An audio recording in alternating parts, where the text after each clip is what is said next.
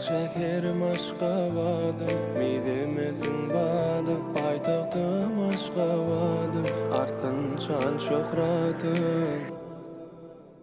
Ak şekerim Aşgabadım, midemizin badım, paytaxtım Aşgabadım, artsın şan şöhratım. Ak şekerim Aşgabadım, midemizin badım, Aşgabadım, artsın şan şöhratım.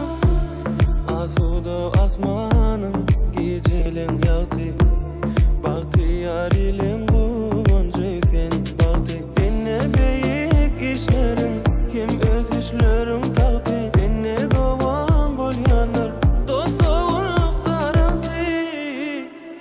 Ak şekerim Aşgabadım, midemizin badım, paytaxtım Aşgabadım, artsın şan şöhratım. Ak şekerim Aşgabadım, midemizin badım, Aşgabadım, artsın şan şöhratım.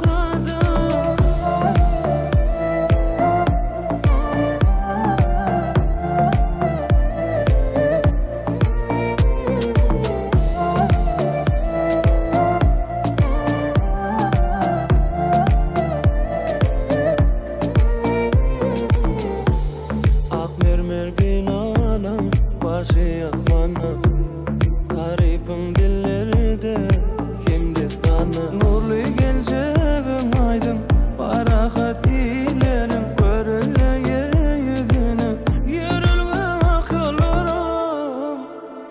Bu zemin yüzüne, güzellik gülbaşı, vatanımda her